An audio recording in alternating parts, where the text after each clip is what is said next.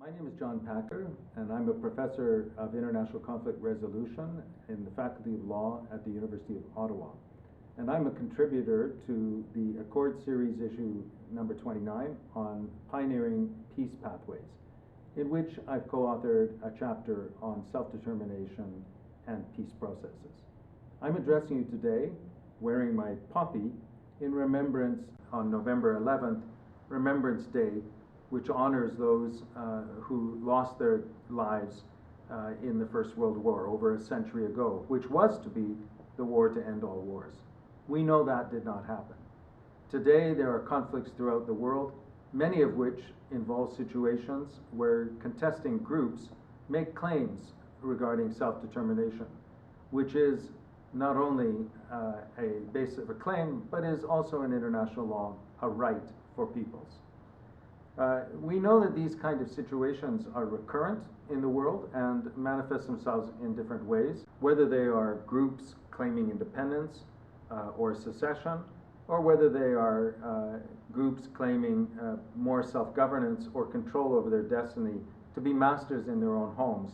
We also know that these kind of situations are better addressed early when these kind of disputes arise. Very often groups are seeking degrees of control, but sometimes they wish simply to be recognized as having a legitimate claim. Our chapter in the Accord series addresses 5 recurrent challenges.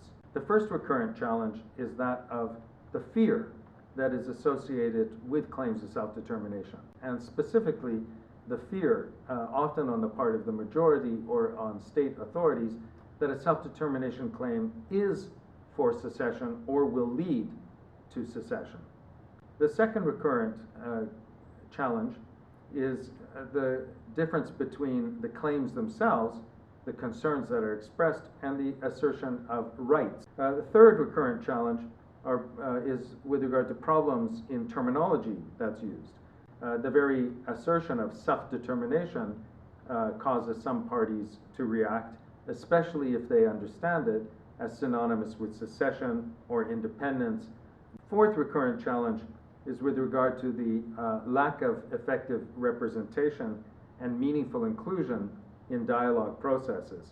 The fifth recurrent challenge that we identify is the problem of external interests and interferences, often by neighboring states, by so-called kin states, or by those external actors which may be also non-governmental.